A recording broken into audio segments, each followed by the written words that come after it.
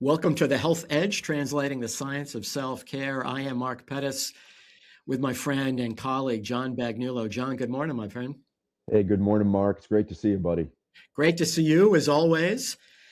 We have been talking of late about this interesting topic of thermogenesis, the extent to which our bodies each day will burn calories, generate heat as a consequence of that caloric burn. And so many aspects of our lives are known to affect this energy expenditure, including different degrees of macronutrient mix in the foods that we eat. And I think it's a topic that doesn't come up quite as routinely, John. And as people are very locked into calories in, calories out, and what can I do to enhance the calories I burn beyond what for some is just prohibitive amounts of movement and exercise and intensity.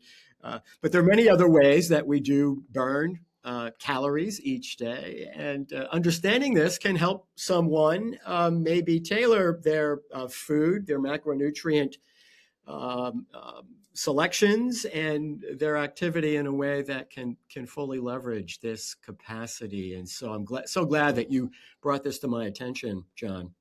Well, I think it's just an awesome topic because of how it bridges so many, different facets of our environment, because we can talk about the study that was done at the University of Pennsylvania around 15 to 20 years ago with women. I think they were between the ages of 40 and 60.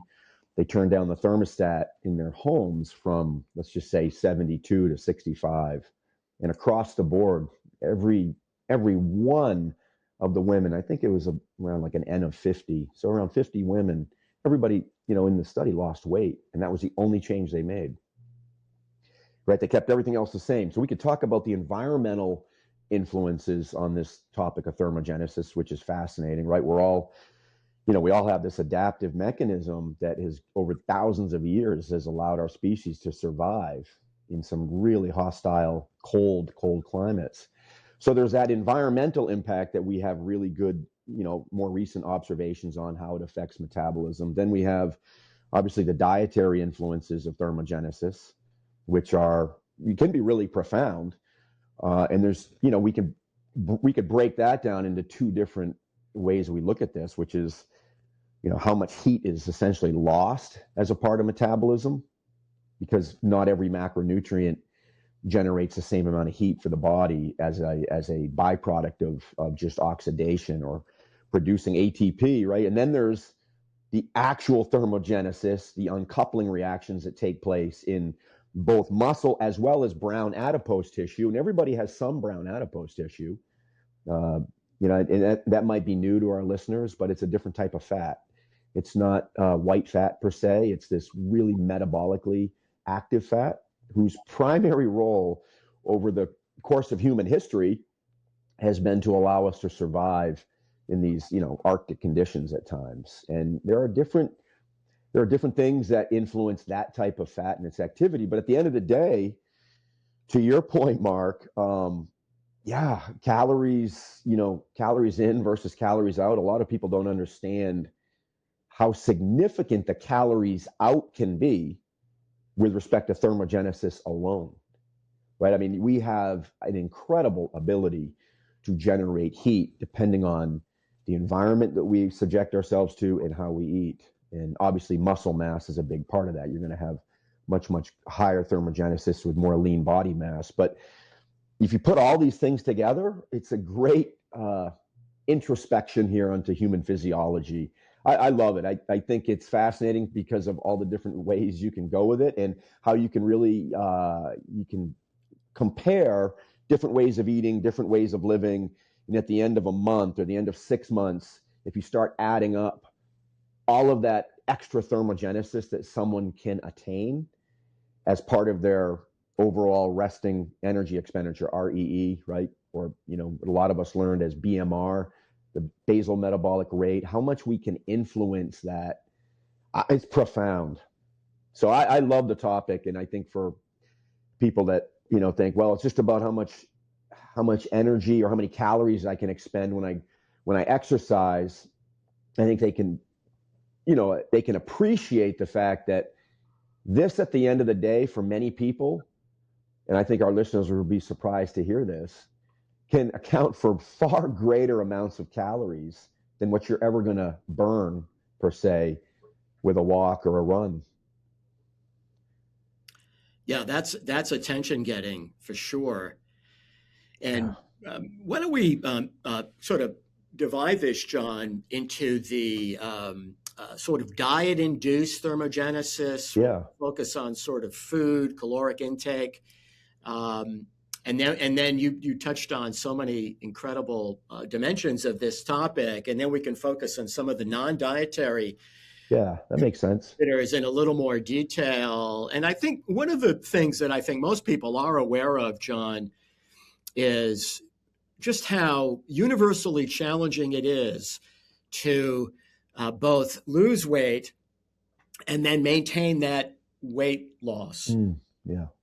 And one of the reasons, or one of the many reasons, that we know that it's so difficult to maintain weight loss is that when we lose weight, when we let's say we cut our caloric intake and we lose weight as a consequence of that, our metabolic rate goes down, right? So the body, our design, which, evolved in the African savanna, and obviously there were predictable times of deprivation, and the body needed a way to defend itself from ongoing weight loss that ultimately could lead to their inability to survive, right? So as we start to lose weight, one way that our metabolism protects us is to lower its metabolic rate, so that if we continue to struggle to get adequate energy intake, we can put the brakes a bit on just how much weight we're losing, because ultimately we start breaking down, right, our muscle, and that has negative effects. So we have these mechanisms that can make it difficult for that reason. So why don't we start there, John? Yeah. And how different groups of macronutrients, fat, protein, carbs, have varying effects on this thermogenic effect from metabolizing food, but also might impact significantly one's success with maintenance of weight loss after they've lost weight. Yeah, no, I think that's a great place to start. I mentioned earlier that when we talk about the thermic effect of food, how many calories are released from our body's conversion of food to energy. Now, we could look at that as a waste. Let's just label that wasted energy, right? Because we don't have 100% efficiency with respect to that conversion. So the ultimate goal when we metabolize food is to produce ATP. I mean, that's really what we're after. And, whether that happens in the cytoplasm via glycolysis of carbohydrates, or that happens in the mitochondria when we oxidize fatty acids or amino acids, because we're not 100% efficient, we're going to lose some of this energy as heat, as opposed to converting it all to ATP. So, I mean, that's I think an important starting point, that we could call this initially waste. And we can come back to that a little later and say why it's not waste per se. But that thermogenesis is inadvertent to the metabolism of these macronutrients. And the macronutrient with the greatest amount of, let's just call it waste, is protein. So when amino acids enter, and I don't want to make this too technical, but we call it the Krebs cycle, right? That's, what we call oxidative metabolism. So we're oxidizing primarily fatty acids in the mitochondria, but we can oxidize amino acids there as well. And when amino acids get shuttled into the mitochondria and help us generate modest amounts of ATP, less than half of what we'd get from a fatty acid per se, When those amino acids are oxidized, about 40%, 30, we could be conservative, somewhere between 30 and 40% of the energy that is generated from, again, the conversion of amino acids to energy, 30 to 40% of that is given off as heat. That's the highest. And the benefits of that to the human body, this is why I don't think we should necessarily call it waste, because it doesn't really capture its value, is that spike or that rise in thermogenesis in the body, that thermic effect of food that we get from a high protein meal, that actually stimulates metabolism for the rest of the day. And that's really the kind of the long-term benefit of that. So high protein breakfast will set a much higher level of metabolic activity for the remainder of the day. And second would be carbohydrates. But they're, again, you're way down. Now you're in the around 10% of carbohydrate metabolism is given off in the form of heat. And fat actually is only around 5 to 10%. But again, that doesn't give us the entire story, which we'll come back to in a moment. But protein really gives us the benefits of that high thermic effect of food, and of course, it doesn't raise our insulin levels as much as, let's say, a carbohydrate-based meal would, with lower thermic effect of food, but the higher insulin response will block, fatty acid oxidation later on in the day. So that's why that high protein meal, first meal of the day, achieves two things. I mean, actually, it achieves many more than this. I shouldn't be so reductionistic. It doesn't simply spike our metabolism for the rest of the day, and at the same time, keep our insulin levels lower. It also helps us maintain lean body mass. The high protein meal is typically going to deliver a much greater amount of micronutrients, depending on what that source of protein is. So it has so many upsides, but the thermic effect of food is by far the most pronounced with a high protein meal compared to a carbohydrate or fat-based meal.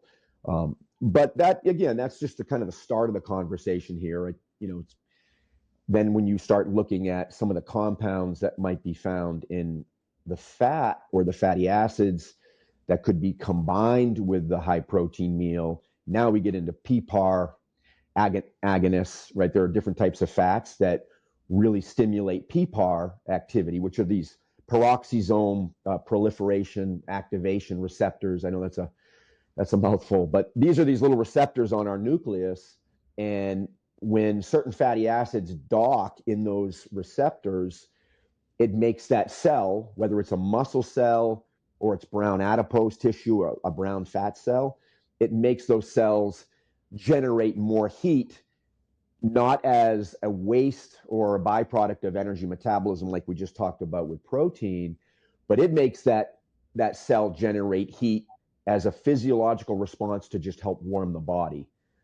So that's the difference here. And that's why, again, talking about fatty acids, they don't necessarily generate large amounts of heat because of the thermic effect of food when we're converting them to energy. But many fatty acids do have the ability to turn up thermogenesis because of how they influence these PPARs on the nucleus of all our muscle cells and within brown adipose tissue. So that's just kind of like a high level look at the different ways we can get thermogenesis, thermal effects of food. We don't have to call it, the thermic effect of food. That TEE is part of a, overall energy expenditure for any person. But we could just talk about the heat the body generates over the course of a day, and you've got both of those components. You've got, the physiological response of the body to certain foods that makes us warmer, sets us up for more, a better adaptation to a cold environment. And then we have this thermic effect of food, which is just how much heat is lost when we metabolize protein, as an example. So, but again, they're very significant amounts of energy. Both of these have the ability to contribute to our energy expenditure at the end of the day. And I think they're really undervalued. I think you said that at the beginning when you introduced this topic. I think you said, I don't think people really fully appreciate that as much as they should. I couldn't agree more, Mark. I think that when I hear people tell me, they're cold all the time, and you probably have heard this too from some of your patients over the years, and you can start thinking about things like thyroid activity. There's a lot of iron status. There are a lot of different, kind of like alarms that go off in a clinician's head when a person is sharing their symptoms with you, and they're telling you how cold they are and how they never adapt to a cold room. But I'm at a point now where I often say, okay, well, what do you eat over the course of a day before we do anything else? And what you typically find is that a lot of these individuals have tried these caloric restrictive approaches, and they're really low in protein, and there's probably no protein early in the day, and their body the engine never starts, right? The engine never starts. It's cold. And I think that a lot of people do so much better metabolically when they start out with that high protein, moderate amount of fat in that first meal of the day. Great, John. And we've talked so much in the past about the importance of minimizing, with any weight loss strategy, the reduction in muscle mass, lean body mass, as a component of that total body weight loss. Yeah. And the importance of more protein, beyond the thermogenic effects, to stimulate, right, protein muscle protein synthesis, and the extent to which metabolic health is so tightly connected to lean body mass. The preservation of lean body mass with weight loss can kind of keep that engine running at a little bit of a higher RPM, if you will, and in terms of insulin and glucose. These are very favorable metabolic conditions longer term. So this challenge of rebounding weight and incredible hunger that people experience as the body will formidably compete with your best intentions. Our biology is just wired that way, as we alluded to. So there are just so many interesting attributes of protein as a macronutrient group to sort of offset or at least minimize the extent to which those issues come up for people.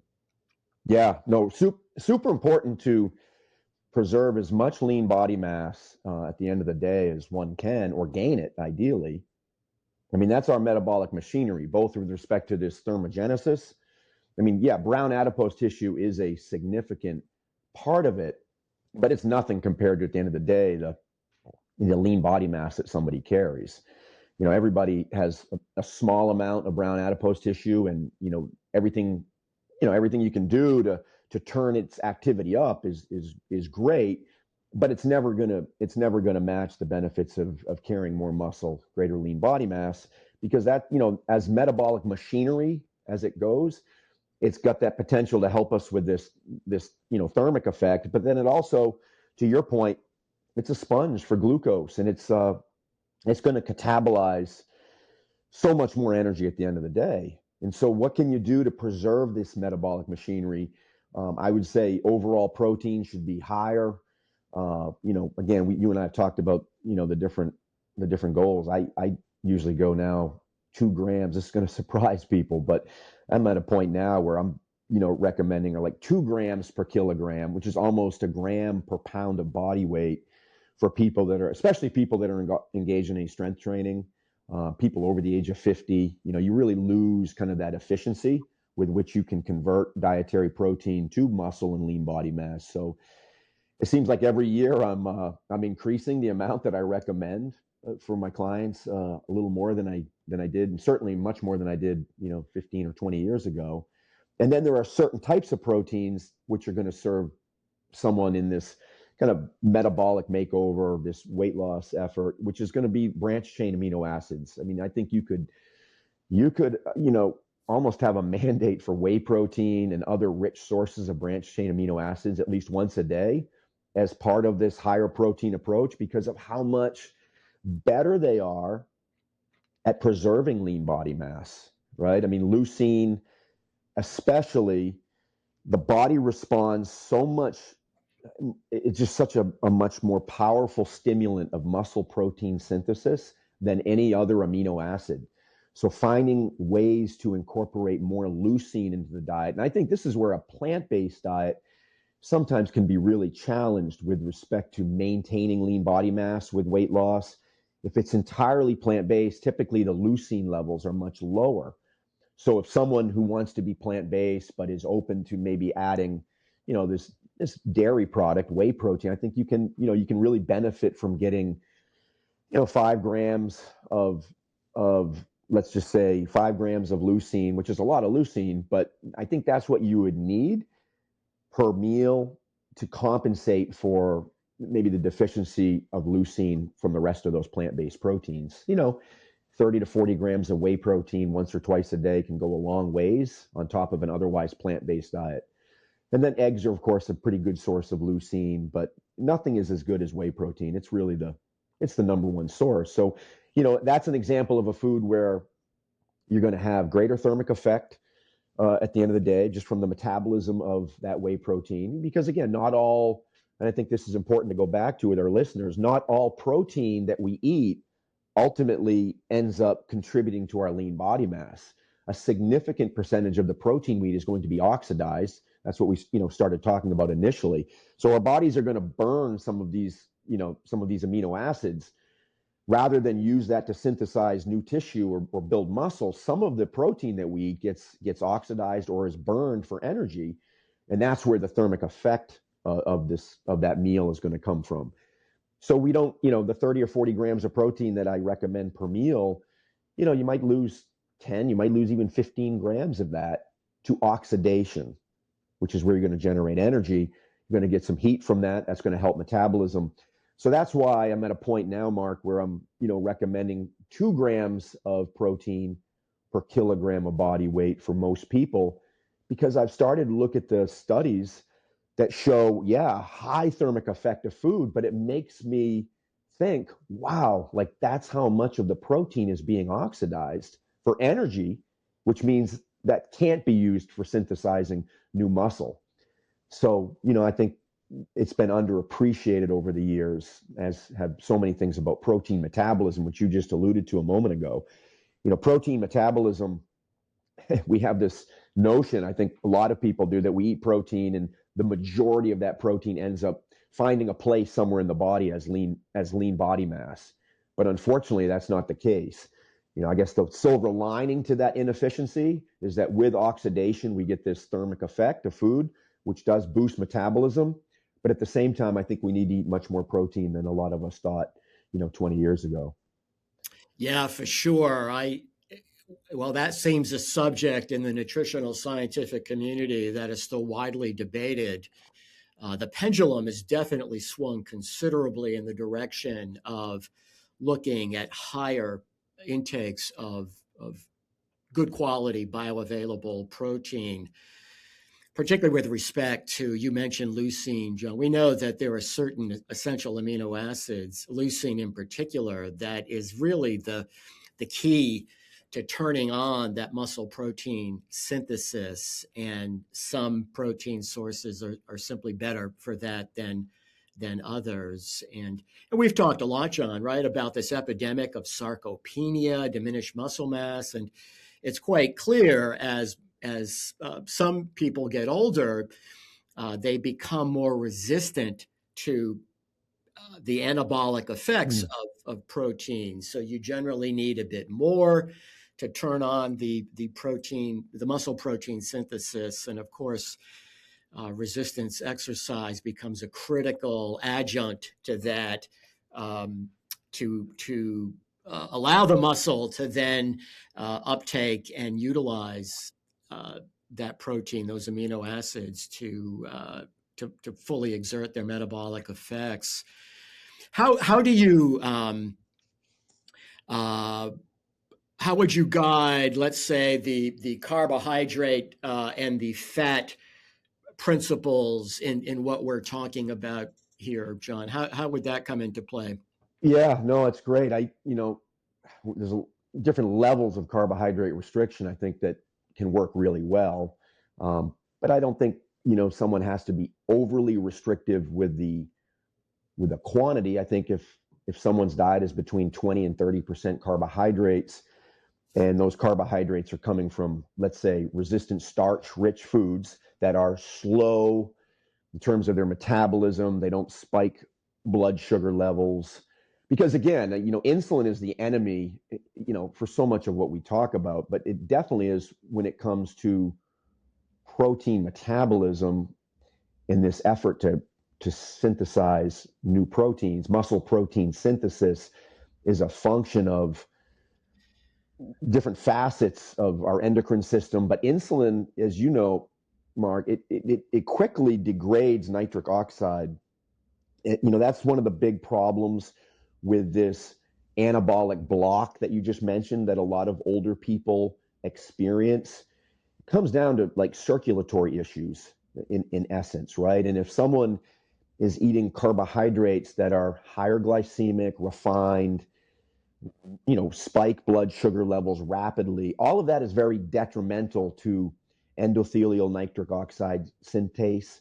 And so when our nitric oxide levels are being degraded quickly by different facets of our carbohydrates in our diet, then our ability to synthesize muscle protein is compromised significantly. So you really want, again, we talk about the quality of carbohydrates as being so important. If you get your carbohydrates from starchy root vegetables and from berries and from things like that, I think that can work out really well if 30 to 35% of calories are coming from those types of foods.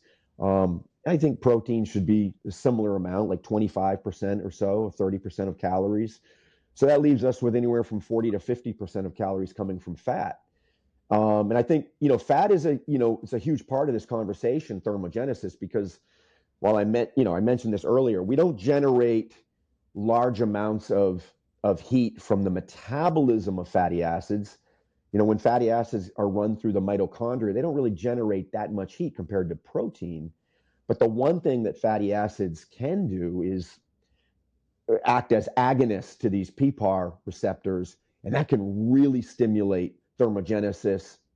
And we know that, fat has so many other qualities that can really facilitate or help someone transition to better health.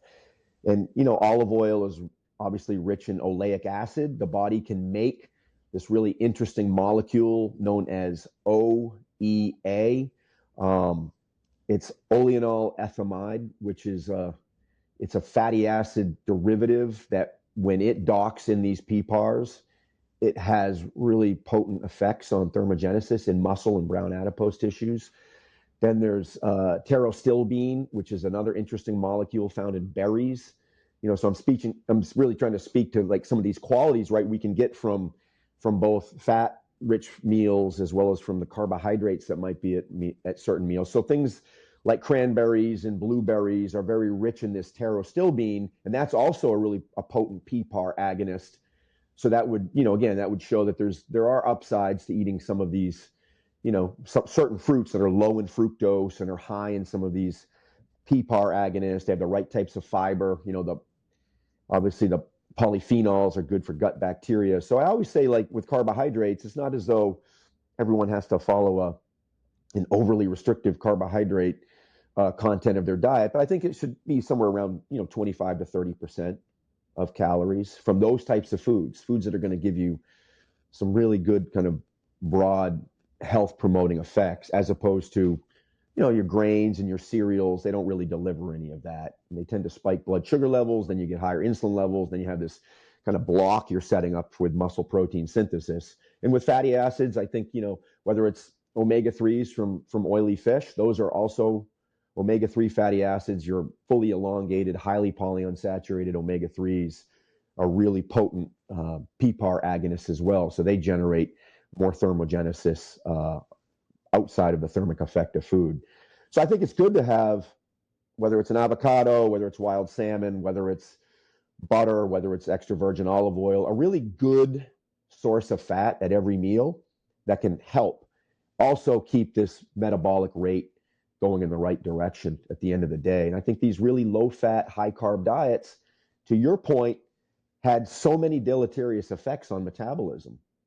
I think the high-carb, low protein approach, and I would say, again, they don't have to be, they don't always have to occur like that, but most high carb, low fat diets are also low in protein. Typically, when you look at all the studies, right, they're 10% of calories coming from protein.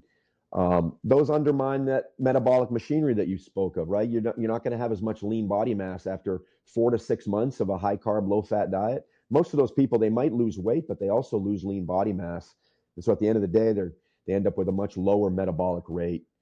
And then they can also end up with issues with insulin levels and things like that.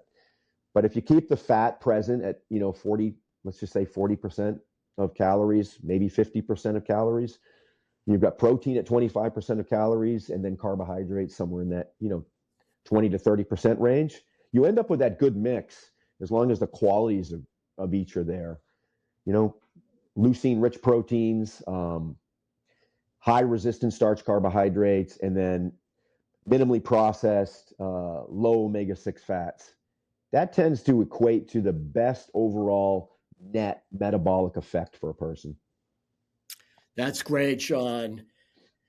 And we were looking at a study. I'm going to just pull this up real quickly. Yeah, that's a good one. It's the only slide that wanted to share. But to the points that you were just making, John, this was a study done by David Ludwig at the Brigham and Women's Hospital. Anyone in the nutrition science community knows Dr. Ludwig's work. He's a pediatric endocrinologist at the Brigham, and really developed this carb insulin sort of hypothesis of obesity. And again, there the emphasis is more on the hormonal effect of the macronutrient than the sort of caloric content. And he did a study with young adults. These were adolescent, sort of high school aged young adults that were all put on a caloric restricted diet. And after losing weight, they looked at the body's energy expenditure. So this was just sort of resting energy expenditure. How much are they burning, if you will, at rest?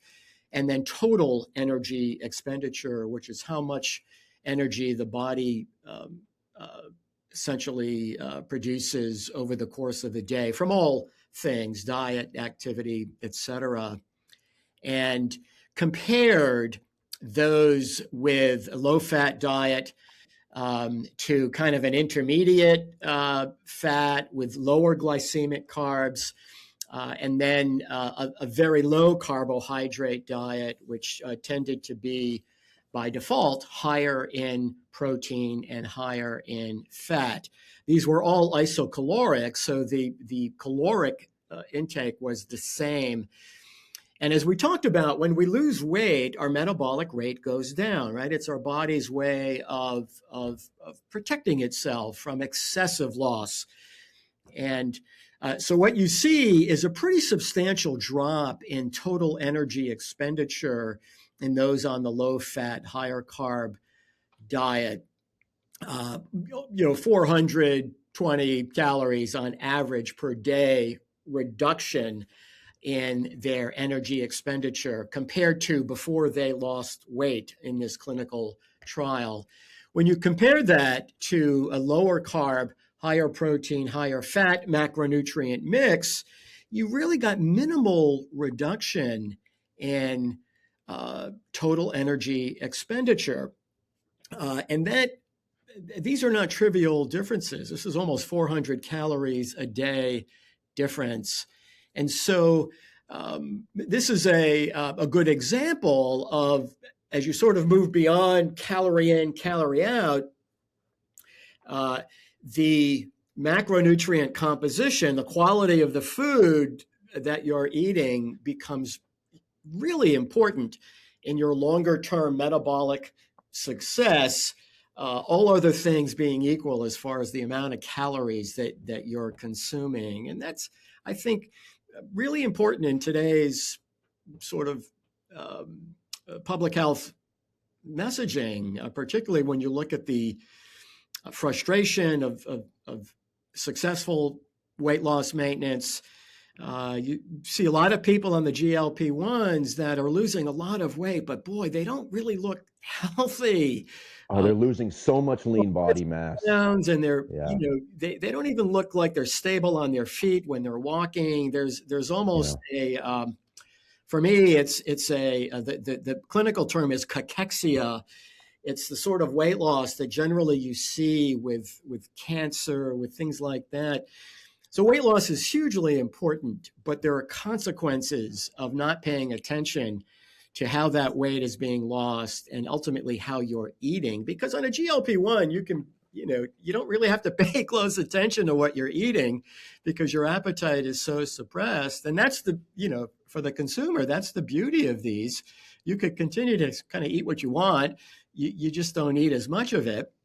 And there's some value there, surely. But if you're not paying attention, your metabolic health could deteriorate in a very sort of paradoxical way. And as your lean body mass is lost, it can be really hard to reclaim that over time. And so there are so many shades of gray here, right, John, with the story, with messaging, and with what is still ongoing sort of condemnation of fat and protein, right? Red meat in particular. So if your fear of red meat, fear of fat, beyond what might be your moral, ethical concerns about production and how animals, that's another topic.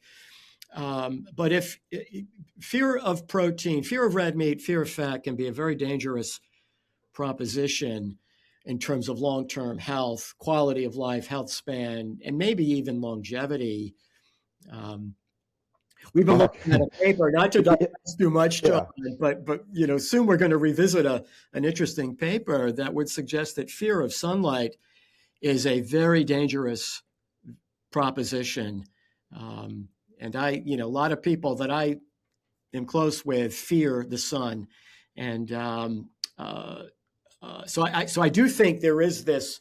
All that we're talking about does require a certain deconstruction of what you've learned, what you hear, an ability to discern in a more sort of prudent way, and a willingness to challenge some of those conventional memes so that you can not only benefit from maybe a drug that you're taking or the strategy that you're adopting, but have greater, longer term success. It's so much of our lives, it seems, John, and certainly the medical research establishment generally tends to focus on shorter term outcomes, and which are not often very good surrogates for long term outcomes. And I think that's just an important sort of message and a challenge for all of us that navigating these complex ecosystems. You really you have to assume that a great deal of what you think is true is not true, and that is not an easy place to go as you look to recalibrate, the ways in which you choose in a modern society, which there are so many choices, many of which don't serve us as well as we could be served. Yeah, there are a lot of barriers to, people adopting a higher protein, higher fat way of life. And I can't explain the fear around, and not just red meat, the fear around, a gram of protein per pound of body weight. For many people, that they associate that with kidney disease, with osteoporosis. There's just so much misinformation has been put forth around higher protein levels in the diet that I think a lot of people have a certain amount of skepticism that it's going to, well, I shouldn't say skepticism, fear, I guess, to your point. They have fear around higher levels of dietary protein when and I know you could speak to this better than I. There isn't a one published paper that shows protein at that level, 2 grams. You could go higher than this. Causes, whether it's kidney disease, bone loss, you name it, right? It's by and large, higher protein levels are shown to be protective, if anything, if there is a statistical difference between the higher protein level and the standard American diet. So again, I'm always at a loss for where some of this, where the fear comes for. And again, I'm not talking about just red meat. I'm just talking about overall protein level, whether it's coming from meat, dairy, plant proteins. I think most people are going to benefit from a higher level than what they eat now. But there's this resistance to go there because of either what they've been taught or what they've heard over the years, much like the case with fat. So Yeah, that's a big barrier, right, Mark? I mean, it's a big barrier, right? Yeah. And we try not to be dogmatic, and there are many paths from A to B. But from at least from my perspective, clinically and in public health, our current demographic is not this is not an 1800 demographic where there right.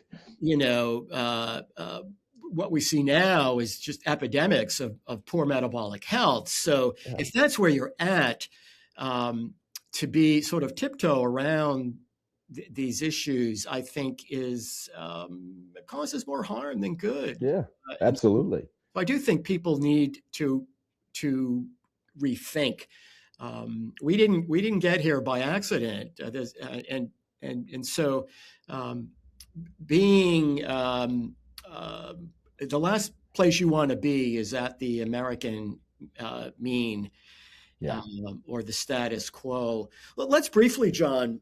Hey, Mark, can I just add one thing though?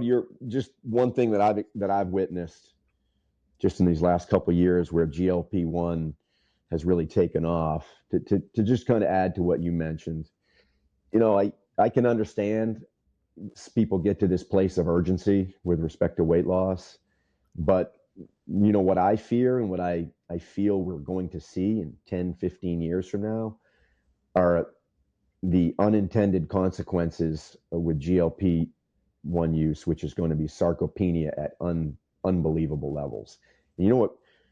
The people that I work with that are using a GLP-1 drug and want to try to have a higher level of nourishment while they're using it, what I found is that they can't eat the amount of protein. At least they tell me, look, I just can't eat the amount of protein that they need to preserve the current lean body mass that they have.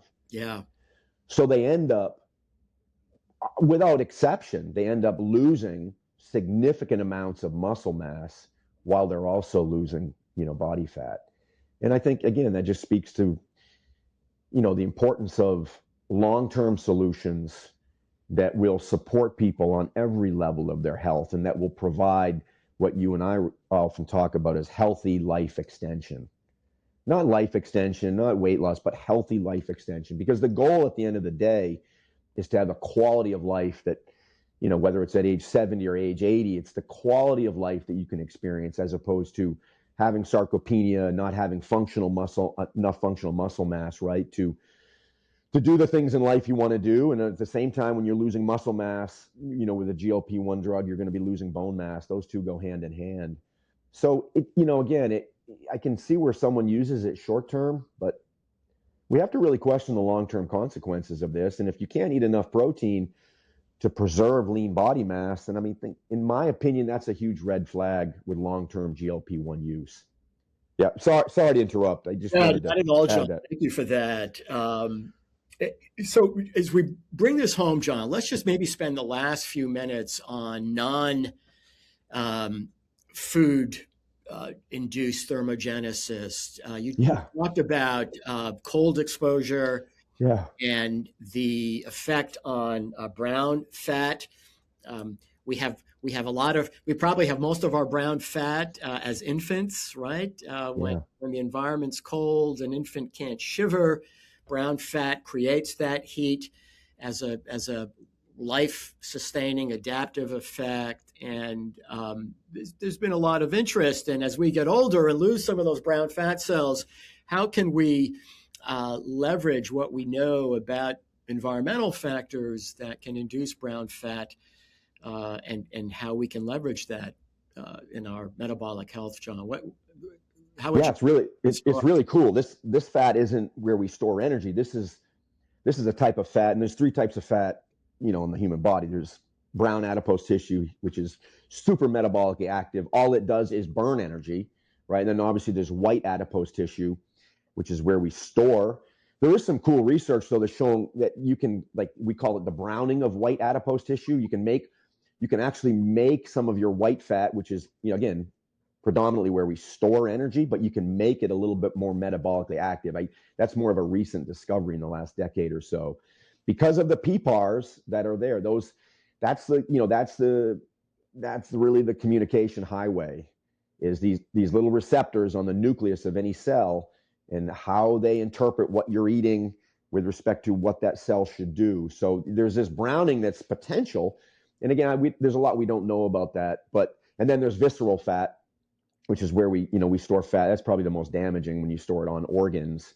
But the brown adipose tissue, all these uncoupling, that's all it does is, the mitochondria there are just uncoupling and to generate heat, as opposed to produce ATP. They're just trying to produce heat.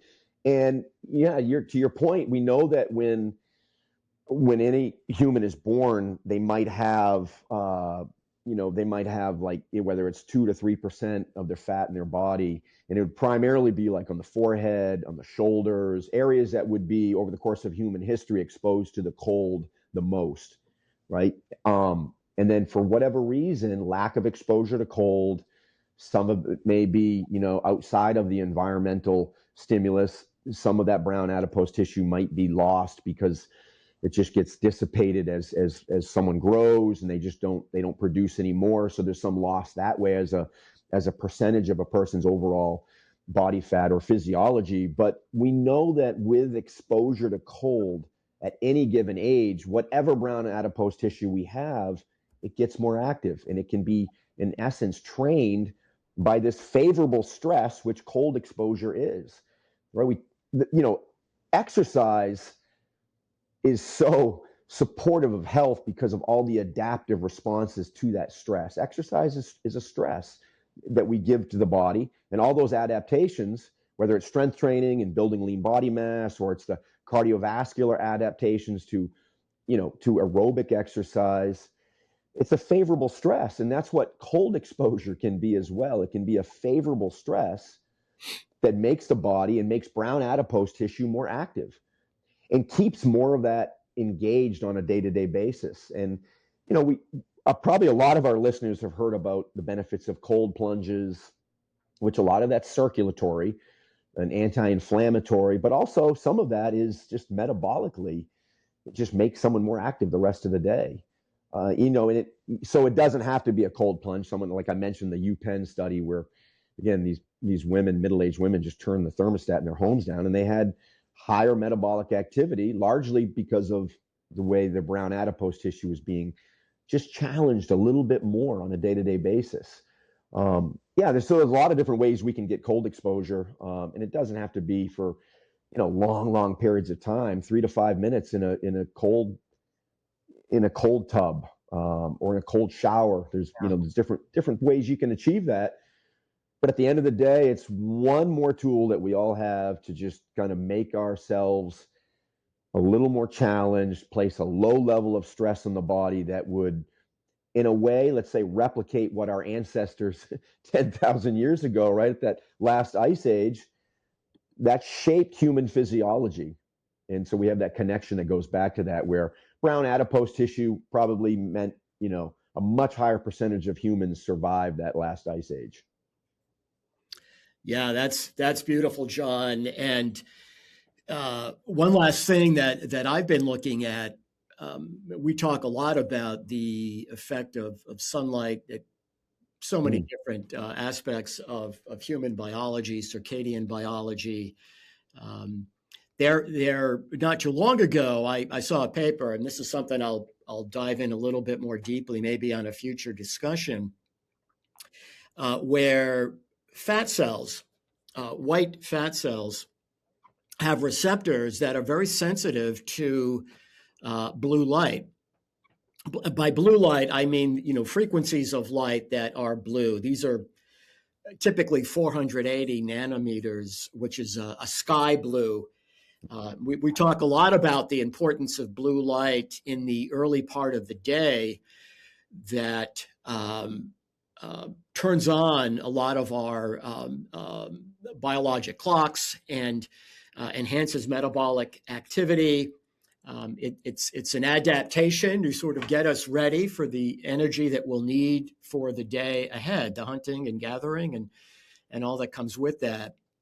And so what some of this research is showing is that blue light in the morning in particular activates these fat cells to actually break down. They'll release essential fatty acids into the circulation, which actually stimulate brown fat activity, this thermogenic effect. It's an attempt to not only enhance beta oxidation of fat as a source of energy, ATP, but to stimulate brown fat for this thermic effect. And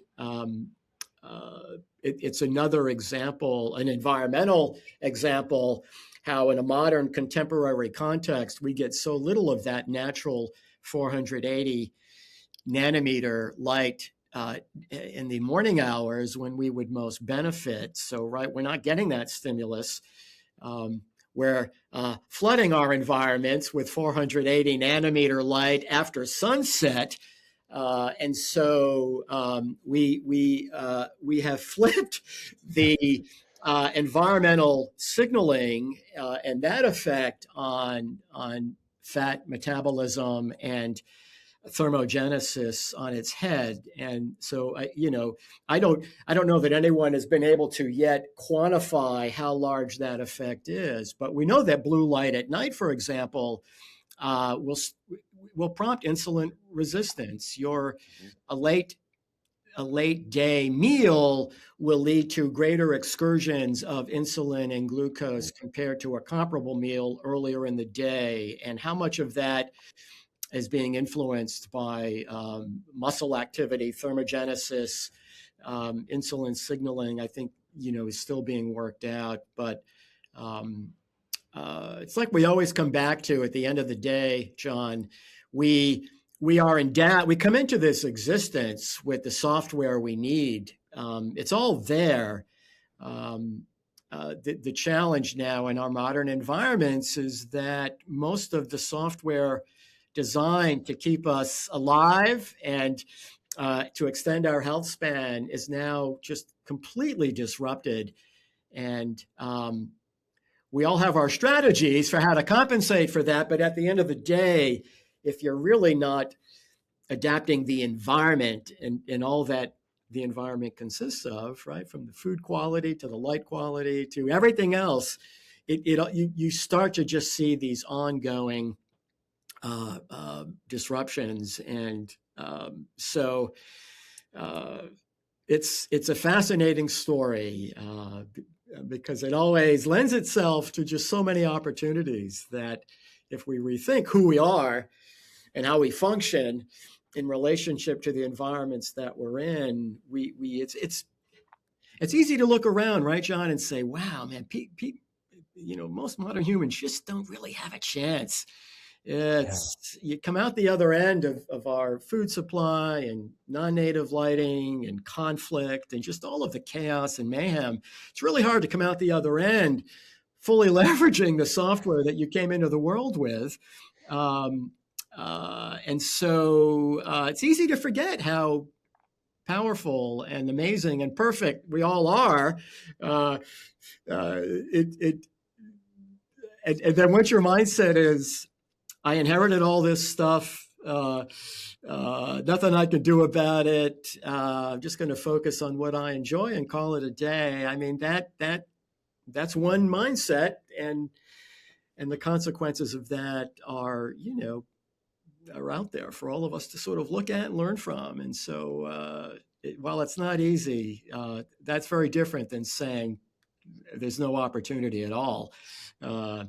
So yeah, I just wanted to bring that up. That's awesome. It's great. It's a great summary to put our biology in this context. Very foreign landscape for the amazing ability that we have to adapt, but we just are in the wrong environment. Definitely. Well, great discussion, John. I always enjoy just sharing the passion for these topics and discussions. And I learn a lot every week. And hopefully some of this we can impart on Health Edge listeners who we love and are grateful for. I'll make sure that we have a few papers that I'll put up on our website, some overviews of thermogenesis, and as well as the recordings will be up there as well. So check out our website, thehealthedgepodcast.com. Please check out John's Substack. In recent weeks, he touched on this topic of thermogenesis. There was some great content there, as always, and some great recipes for some morning whey protein shakes, some great ways to start the day with quality protein. Next week, John, we'll address this philosophical question of, does fear of sunlight make your mortality more likely? And